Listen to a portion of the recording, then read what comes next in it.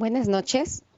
En la clase de hoy vamos a hacer énfasis nuevamente en algunos puntos importantes de en lo que se debe de centrar un perito, principalmente un perito en psicología forense. Cuando nosotros hablamos de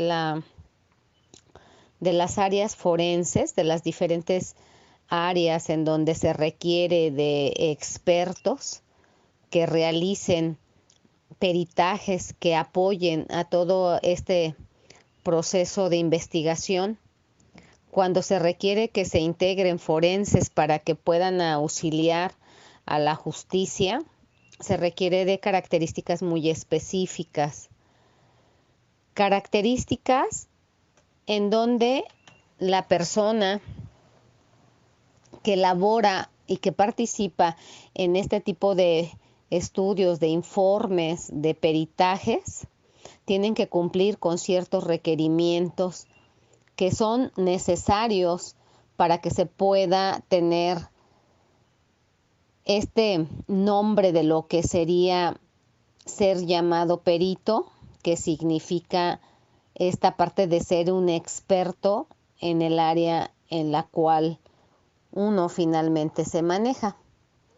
Es decir, es importante señalar que no cualquiera que haga un peritaje se va a convertir en un forense, o mucho menos como los encontramos de repente algunos personajes que les gustan mucho las áreas forenses, pero que no por el hecho de gustarles las áreas forenses ya los hace forenses o ya los hace investigadores, como ellos se manejan.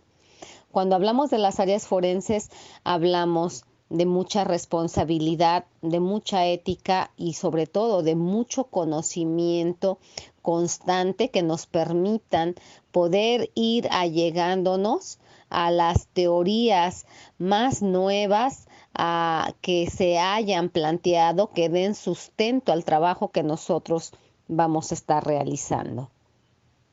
Los profesionales de la psicología que pretendan integrarse a realizar un trabajo dentro de lo que sería la psicología jurídica, dentro de los tribunales de justicia, deben de poseer una serie de conocimientos técnicos, de conocimientos académicos, de conocimientos profesionales específicos que les permitan poder ejercer este tipo de actividad que ellos realizan. Sin embargo, nosotros podemos ver que en diferentes áreas de la República Mexicana, en las diversas procuradurías, a los compañeros que se dedican a esta parte de la elaboración de los peritajes forenses, no a todos, por supuesto, afortunadamente, pero a la gran mayoría le hace falta todavía mucha capacitación y mucha disposición y conocimiento con respecto a todos los elementos que de los que deben de dotarse para que puedan ellos manejarse como los expertos que son. El profesional de la psicología debe de contar con los conocimientos relacionados con el mundo del derecho. Es importante que el especialista conozca, que el especialista entienda términos jurídicos, que el especialista sepa de terminologías que utilizan los abogados, con la finalidad de que pueda entender y pueda sin dificultad alguna relacionarse con todo este mundo del derecho y sobre todo de la participación que va a tener él en un momento determinado cuando su estudio realizado se tenga que integrar dentro de todo el proceso de investigación. El profesional de la psicología forense también debe contar con conocimientos para un abordaje multidisciplinario, es decir, contar con los conocimientos de cada una de las áreas forenses que tenga que trabajar a la mano con él para poder complementar lo que son los estudios que llevará a poder realizar una investigación más clara y más certera, con mayores elementos tangibles que le permitan mostrar qué es lo que se está encontrando desde la parte científica que pueda ayudar al abogado, que pueda ayudar al jurista a poder encontrar elementos que le permitan facilitarle para la toma de decisiones que tiene que realizar. Cuando nosotros hablamos de esta parte, estamos hablando que tenemos que tener conocimientos generalizados de lo que sería el área de medicina legal, que es una de las áreas que nosotros trabajamos muy de la mano en los diferentes delitos que se presentan en el área de la psicología forense dentro de las procuradurías. Otra de las áreas con la que trabajamos muy de la mano sería con el área de criminología. En muy pocas fiscalías se encuentra un perito criminólogo para poder elaborar dictámenes en esa área. La mayoría de los dictámenes en varias procuradurías se utiliza al perito psicólogo forense para poder realizar este tipo de estudios ligados a lo que sería la personalidad criminológica, la personalidad criminal como tal. También se tiene como este acercamiento con el área de criminalística y con las diferentes áreas que se vaya requiriendo, en donde va a ir existiendo entrelazado todo lo que son estas áreas que le van a permitir poder ir contemplando todo lo que se vaya encontrando, que vaya favoreciendo toda la investigación. El perito psicólogo forense tiene la obligación de tener un manejo de honestidad y responsabilidad dentro de lo que sería su trabajo a desarrollar. Él tiene que prestar sus servicios en las áreas únicamente que posee el conocimiento y la práctica. Es decir, yo no puedo realizar determinada pericial si no tengo experiencia y si no tengo práctica y no tengo los conocimientos teóricos que sustenten mi saber en esa área determinada, como lo es, en este caso en específico, lo que es el protocolo de Estambul. Es decir, el psicólogo forense, por el hecho de ser forense, eso no le permite que si no tiene los conocimientos específicos, se tenga que aventurar a realizar determinados estudios con la finalidad de creer que sí puede hacerlo, porque entonces estaría realizando un trabajo que el trabajo le faltaría desarrollo, sería un trabajo que no cuenta con todos los elementos que se requiere para poder hacer el presentamiento de este, y el hecho de realizar un trabajo que no favorece ni ayuda en nada a toda la investigación, únicamente estaría evidenciando lo que es la falta de conocimientos y la mediocridad dentro de lo que sería un perito en estas áreas forenses. El perito deberá comprender el contexto legal de su actuación. Le tiene que quedar claro cuál es su función dentro de esta actuación. Tiene que contemplar la evaluación a realizar y ver que esta evaluación que va a realizar no va a interferir con sus valores personales, que no le causa ningún tipo de conflicto, que sí tiene todas las capacidades y las posibilidades de poder realizar ese estudio que se le está solicitando, y que su propia vida y su propia historia de vida personal, así como sus valores, no intervienen para que pueda haber un sesgo en la evaluación que se está realizando hacia determinada persona.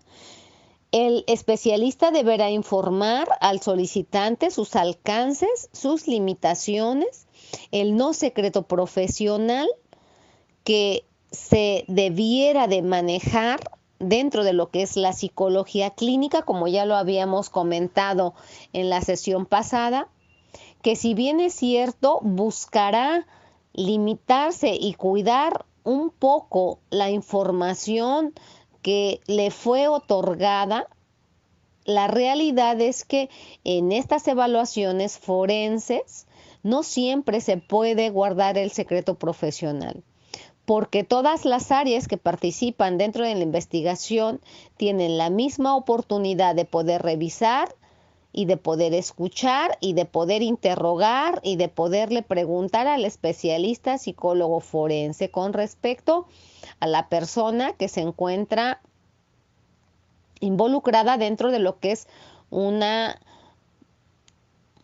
el que se encuentra involucrada dentro de lo que es un procedimiento, una investigación.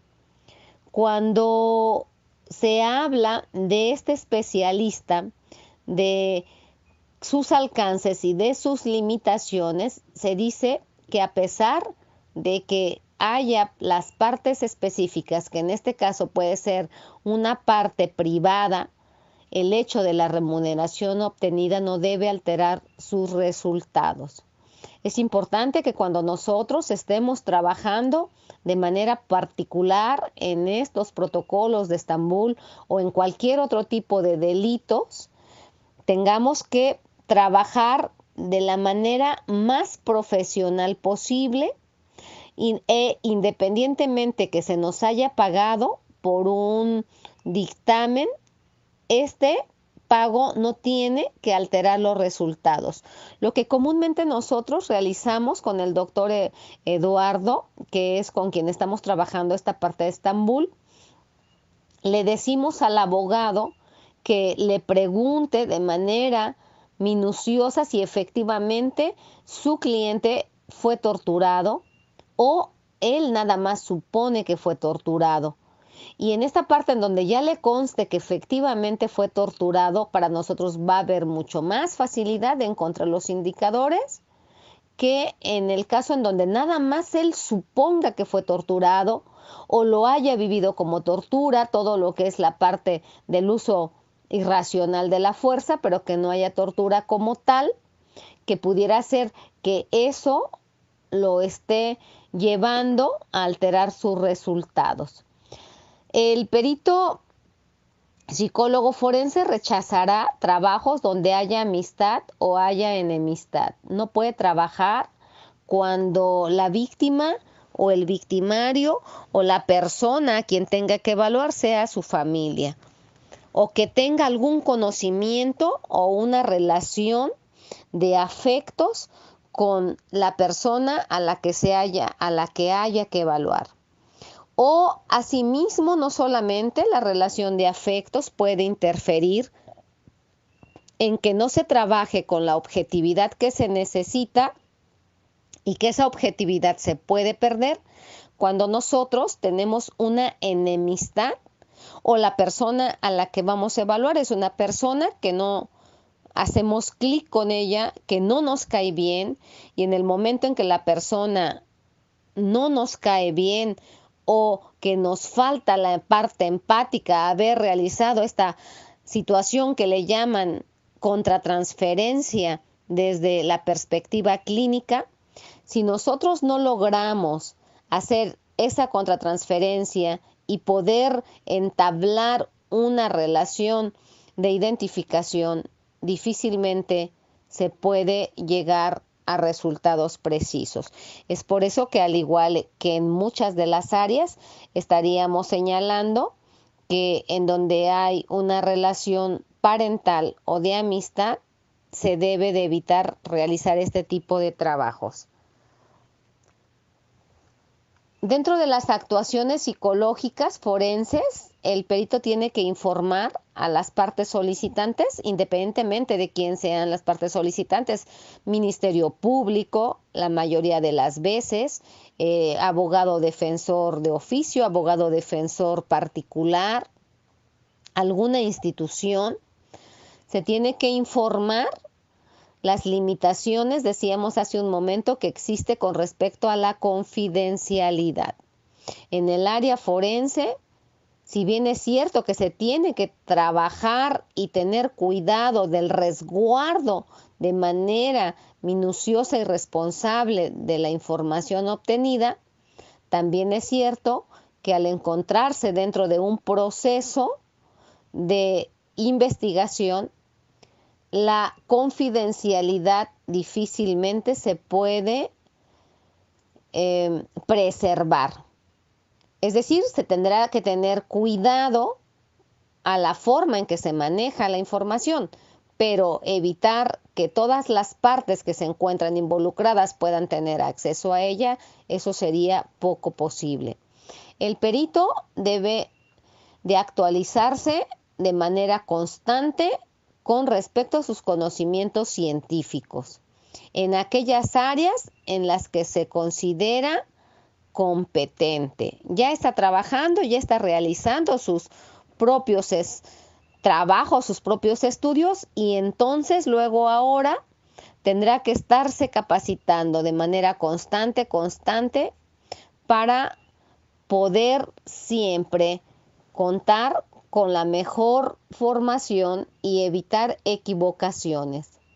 Las actuaciones psicológicas forenses deben de estar también manejadas desde la minuciosidad en el registro de los datos que se recaban.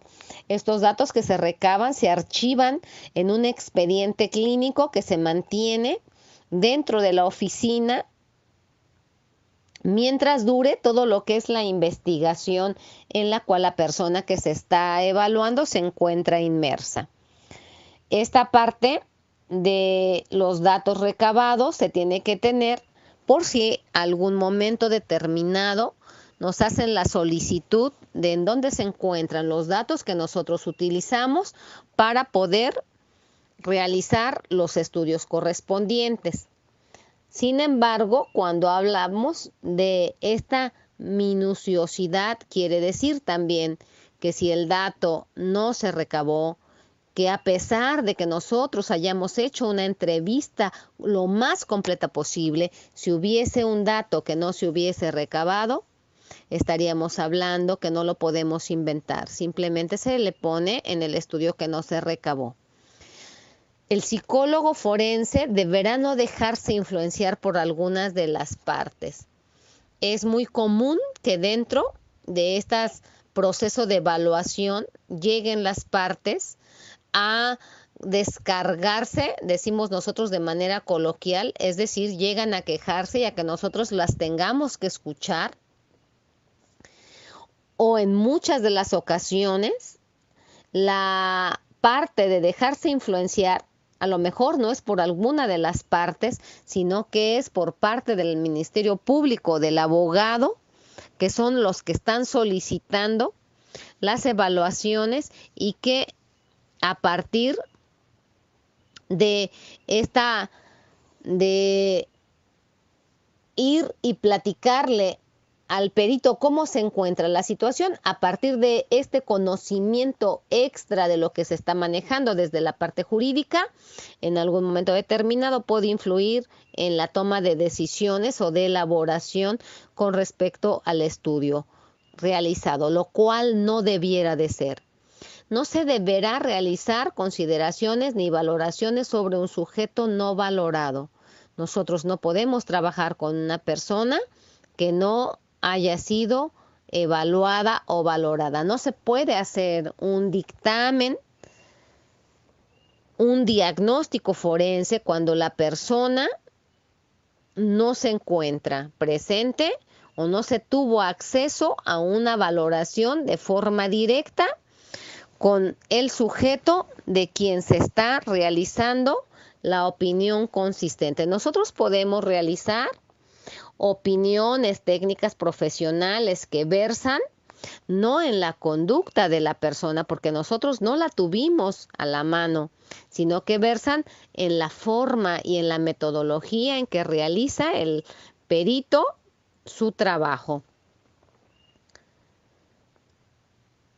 No se deberá realizar consideraciones ni valoraciones sobre un sujeto no valorado, dice el doctor Eric García. El psicólogo forense no debe presentar razonamientos sin el fundamento científico más actualizado. Constantemente tendrá que comprar libros y bibliografía y leer con todos los últimos estudios que se están realizando con respecto a las diferentes áreas y disciplinas en las cuales los peritos se desempeñan. Las interpretaciones, las inferencias, las opiniones, el decir que yo creo, eso siempre tiene que quedar fuera del dictamen. Eso no es posible que se tenga que plasmar, pues no tiene una tangibilidad ni ninguna parte de cientificidad que el derecho requiere para poder hacer uso de lo que nosotros estamos auxiliándoles. Lo primero que el forense debe hacer es comprender que está ante un trabajo de investigación científica, el cual se conforma como tal, como investigación científica. Por lo tanto, en la medida en que pase a ser parte de la investigación, tendrá que cumplir con el método científico para poder llevar a cabo el tipo de trabajo que realiza. Y una vez que haya utilizado el método científico, este mismo método científico será el que tendrá que aplicar y el que tendrá que explicar en un momento determinado cuando sea llevado a juicio oral y tenga que sustentar lo que está diciendo mediante el escrito previo de un estudio psicológico forense llamado dictamen. Cuando se inicia una evaluación psicológica forense y una evaluación o una pericial en cualquiera de las áreas, pero ahorita estamos hablando del área de psicológica forense. Siempre hay un planteamiento del problema. Por eso decimos que es científico, porque desde el momento en que hay un planteamiento del problema, en donde hay una pregunta de investigación, es parte del método como tal, y esto le va dando a nuestro trabajo lo que el derecho necesita, que es esa parte de tangibilidad que le va a permitir poder hacer frente en un momento determinado cuando se tenga que explicar cómo se utilizó y de dónde proviene la información que nosotros estamos señalando y que se está plasmando dentro de lo que sería esta parte del dictamen psicológico. Esta pregunta de investigación dentro de lo que sería el planteamiento del problema es lo que va a dirigir el trabajo que nosotros vamos a desarrollar. Esta pregunta de investigación debe de iniciarse a partir de esclarecer qué es lo que se necesita, quién requiere, para qué lo requiere, y esta pregunta va a surgir de la necesidad que va a ser planteada por la autoridad competente, es decir, quien nos haya nosotros solicitado el estudio correspondiente. Este estudio en un momento determinado puede ser solicitado por fiscalía, por los abogados defensores públicos, los abogados defensores particulares o por los representantes de las víctimas, quienes requieren de los conocimientos del experto que somos nosotros. Y a partir de esta pregunta de investigación y de este planteamiento del problema es que se va a iniciar con los primeros momentos de desarrollo de lo que va a ser el trabajo científico de nuestro dictamen. El planteamiento del problema está solicitado por estas partes que señalábamos. El planteamiento del problema versa en los dictámenes médicos psicológicos que se elaboran para poder determinar si existió o no existió tortura, malos tratos, penas crueles o inhumanas. Nuestro planteamiento del problema sería si la persona evaluada presenta datos clínicos, médicos, psicológicos, característicos de tortura, malos tratos, penas crueles o inhumanas o degradantes. Este sería parte de lo que es el planteamiento. A partir de aquí es en donde vamos a dirigir todo lo que va a ser nuestra investigación que vamos a estar desarrollando con cada una de las entrevistas y con cada una de las pruebas aplicadas. También vamos a tener algo importante que sería el planteamiento de las hipótesis dentro de la investigación. Esta necesidad de plantearse las hipótesis en cada caso de estudio, en este caso que nos ocupa, que es la tortura, plantearíamos una hipótesis positiva que sería si existe tortura, o una hipótesis negativa que sería no existe tortura. Esto es lo que nosotros vamos a comprobar en el momento en que estemos terminando el estudio que estamos realizando para poder dar nuestros resultados en donde podamos señalar lo que se está solicitando previamente a partir de haber realizado este planteamiento del problema.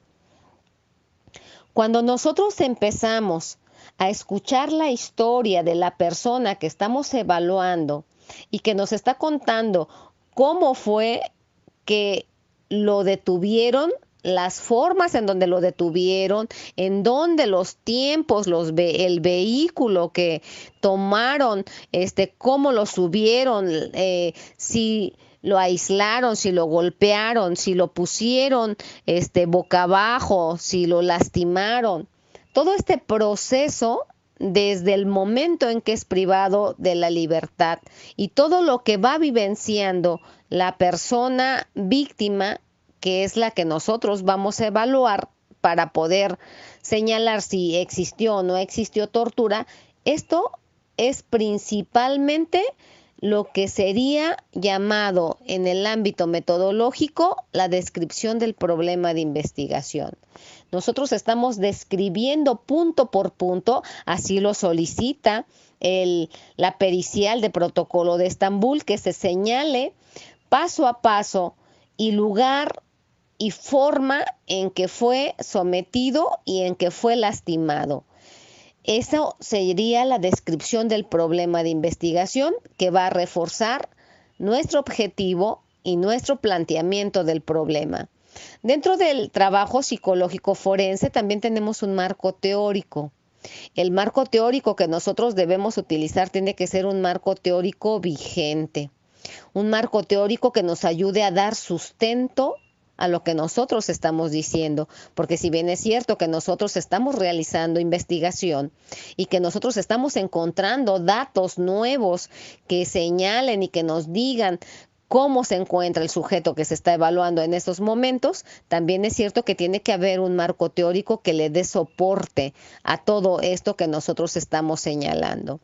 Existe una metodología a aplicar, es decir, nosotros vamos paso a paso en determinadas acciones que nos permiten poder realizar el trabajo que vamos a desempeñar. Esa parte, eso es nuestro método, nuestra metodología que se tendrá que utilizar y que también forma parte de lo que sería el método científico. Nosotros, en el momento en que estamos realizando la evaluación, tenemos una observación del sujeto que vamos a evaluar, porque tenemos que observar que coincida todo el comportamiento no verbal con el discurso que él está emitiendo. Este comportamiento en donde nos pide el dictamen médico-psicológico para evaluar tortura, que podamos especificar qué tipo de comportamiento tenía la persona en el momento en que estaba siendo evaluada y poder conjuntar todos estos elementos de observación con los otros elementos obtenidos a través de la entrevista verbal y a través de las pruebas psicológicas aplicadas. Se realizará dentro de lo que es la psicología forense, pues todos estos elementos que nos llevan a plantearnos el trabajo que estamos realizando como un trabajo científico. La psicología forense es una ciencia. La psicología forense se le determina ciencia porque tiene los pasos que la llevan a elaborar su trabajo de manera científica, a través de todo este método científico que ya describimos hace un momento. Tiene claro lo que es su objeto de estudio. Su objeto de estudio es la persona, es la conducta humana, es la mente, son las emociones del sujeto que se está evaluando. Es poseedora de un marco teórico, decíamos hace un momento, de un marco teórico que debemos de cuidar, que sea un marco teórico actualizado. Los libros que tienen muchos años y que ya están pasados, en donde hay más conocimiento actualizado, no nos sirven. Tenemos que darle un soporte a nosotros de los libros más recientes y los estudios que se encuentren en estas áreas, pero que tengan que sean los más nuevos, cuando mucho 10 años atrás, para que nosotros podamos decir que lo que estamos señalando es algo nuevo, algo que se acaba de elaborar, que se acaba de escribir y que se acaba de comprobar. La psicología tiene su lenguaje propio. La psicología tiene y aporta un saber verificado que va a verificarlo y a comprobarlo a través de los diferentes instrumentos psicológicos, como lo son las pruebas. Es decir, esto es lo que le da a la psicología forense el nombre de ciencia. El psicólogo forense deberá de allegarse de documentaciones existentes para el caso. Es necesario, como la carpeta de investigación, estudios de algunas otras disciplinas. Esto lo dice la doctora Ángela Tapia en su libro Psicología Forense. Señala que porque eso le va a permitir tener mayor amplitud con respecto a su pensar, y lo va a complementar con respecto a los elementos que él necesita para poder realizar su trabajo. Yo principalmente, de acuerdo a la experiencia personal, profesional, sugiero que toda esta carpeta de investigación y todos los estudios previos se tengan que revisar después de haber elaborado la entrevista y la aplicación de pruebas psicológicas, y que se hayan calificado de alguna forma, buscando que evitar contaminarse con la información que uno pueda leer previa, y que a partir de ahí eso pueda sesgar el tipo de trabajo que nosotros podamos estar realizando. Evidentemente, cuando ya se tiene bastante experiencia dentro del ámbito, independientemente de lo que se pueda tener acceso previo a la experiencia, va a ayudarte a que no tenga que haber ninguna alteración en cuanto a tu pensamiento y en cuanto a lo que tú estás encontrando de resultados. Sin embargo, cuando apenas se comienza a trabajar en estas áreas, sí es posible que nosotros nos dejemos influenciar por conocer este tipo de documentación existente. El perito psicólogo forense no puede ni debe estar parcializado. El perito tiene que ser imparcial. Sus hallazgos son científicos y no le interesa a quién le tengan que beneficiar. El perito psicólogo forense trabaja para poder aportar elementos que ayuden a encontrar la verdad de las cosas que sucedieron. Los peritos en psicología deben prepararse para tener la capacidad de identificar los elementos psicológicos independientemente de las partes. Cuando el perito trabaja para la fiscalía, no siempre va a encontrar hallazgos que le resulten favorables para la acusación, y entonces eso no quiere decir que el trabajo del perito no sea importante. Sin embargo, cuando nosotros hablamos que somos peritos oficiales y que trabajamos para una fiscalía, el Ministerio Público siempre va a necesitar y va a querer, y en muchas ocasiones te puede exigir o te puede coaccionar, que los resultados que tú entregues siempre le tengan que favorecer. Y no siempre es así. Tampoco en los peritajes particulares, cuando nos dedicamos ya a este tipo de trabajo, pueden encontrar siempre hallazgos favorables.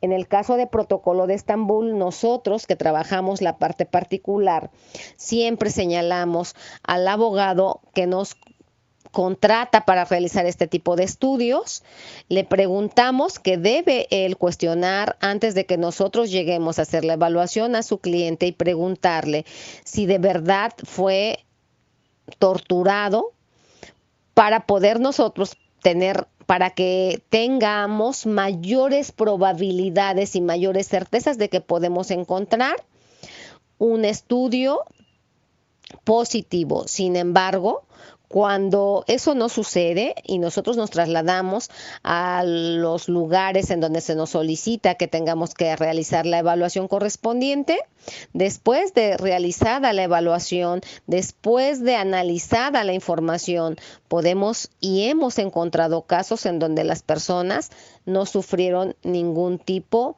de tortura. Y así como tal se plasma dentro de los resultados. Evidentemente eso no va a beneficiar a las partes, pero aquí no estamos hablando de beneficiar a las partes, aquí estamos hablando de apoyar a la justicia y de apoyar al derecho, que para eso es que se necesita de este tipo de expertos que somos nosotros, los psicólogos forenses y los médicos legales, los médicos forenses. Si se elabora para la defensa, tampoco se encontrará siempre los elementos que se requieran o que lleven al juez a absolver al procesado. Esa determinación la toma el juez. Nosotros nada más hacemos trabajo científico y plasmamos a través de cosas tangibles lo que estamos encontrando. No se debe permitir que nadie vicie el concepto que se tiene. No se debe de permitir que la evidencia científica debe ser determinante en su criterio profesional que se adopta. Es decir, nada de lo encontrado ni nada de las pláticas previas adquiridas, ni nada que nos haga suponer e inferir puede desviar el tipo de estudio que nosotros estamos realizando. El tipo de estudio que realizamos tiene que tener un soporte y es un soporte científico de evidencia. Por lo tanto, nada ni nadie tiene que hacer que nosotros tengamos que cambiar esa forma de trabajo. Se debe de trabajar en todo momento desde la ética. Tenemos que aplicar una ética para todo tipo de trabajo que realicemos.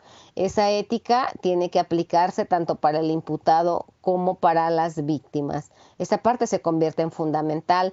Acordémonos que nosotros en protocolos de Estambul vamos a trabajar con imputados y vamos a trabajar con imputados que realizaron las peores acciones, que están siendo acusados de delitos de delincuencia organizada, que están siendo acusados de delitos en donde desaparecieron personas, de desaparición de personas, de homicidios, de secuestros, en donde fueron y vulneraron la vida y la libertad y los derechos de las gentes, de la ciudadanía civil. Sin embargo, esa parte a nosotros no nos toca juzgarla. Nosotros nos tenemos que centrar única y exclusivamente en el objetivo principal de nuestra investigación, que es si existió o no existió tortura. Nada más, lo demás ya le corresponde a las áreas correspondientes. El perito psicólogo debe estar capacitado para trabajar con cualquier tipo de institución o con cualquier tipo de población. Debe de estar capacitado para poder trabajar con niños, para poder trabajar con adolescentes, para poder trabajar con adultos, para poder trabajar con víctimas de los diferentes delitos y también para poder trabajar con victimarios. Esta es la formación. El perito psicólogo forense debe ser experto en psicopatología. Debe de traer prácticamente integrado mentalmente todo lo que son todos los trastornos de personalidad, principalmente los más comunes dentro de lo que son las denuncias. Debe de traer integrado todos los trastornos mentales y debe de traer integrado todos los trastornos del estado de ánimo, porque eso es lo que va a encontrar en el momento en que él comience a realizar la entrevista. Tendrá que ir observando qué es lo que le va arrojando toda la entrevista, y a partir de ahí tendrá que ir identificando en dónde va a diagnosticar y en dónde va a poder señalar qué tipo de personalidad tiene el sujeto que está evaluando. Debe de ser, por eso, un experto que conozca de victimología, como lo hicimos nosotros, de criminología, como lo hicimos nosotros. Debe de conocer totalmente lo que es la personalidad psicopática, porque nos vamos a encontrar nosotros muchas personalidades psicopáticas que van a tender a la manipulación para poder darnos a conocer los elementos que ellos creen que debemos escuchar con la finalidad de que les beneficie. Es ahí donde el perito debe de aplicar su sapiencia, su experiencia y sus conocimientos que tiene. La misma ética que aplica para evaluar a las víctimas es la misma ética que debe de aplicar para evaluar a las personas acusadas. El perito no debe tener intrusión en el ámbito del derecho. El derecho no es lo que le corresponde, por lo tanto no tiene por qué inmiscuirse en esta área. No tiene que hacer comentarios con respecto a la inocencia, a la culpabilidad, a la libertad que debe de tener el otro. Lo único, si llega a realizar este tipo de comentarios, lo único que va a evidenciar sería su falta de experiencia. Su inexperticia se vería ahí manifiesta en todo momento cuando quiera él ingresar a un área que no le compete. Hay ocasiones en donde las partes que te interrogan dentro de tu participación y dentro de los juicios orales, en muchas ocasiones nos van a interrogar y nos van a preguntar que si entonces nosotros estamos señalando que el otro no fue culpable, o que si el otro la violó, o que si no la violó, o que si el otro lo torturó. Entonces usted está señalando que fue los policías ministeriales quienes lo torturaron. Nosotros ahí no tenemos que dar una respuesta y caer en el juego que el que te está interrogando pretende que caigas. La respuesta es, esa es una investigación que le compete a la Fiscalía. A mí me compete únicamente hablar de conducta, hablar de hallazgos psicológicos en la persona evaluada. Esta sería una adecuada forma de poder salir muy bien librado de todas las interrogantes o algunas de las interrogantes que nos vamos a encontrar en el proceso de investigación y en el cual nosotros nos integramos como testigos. Muchas gracias. Buenas noches.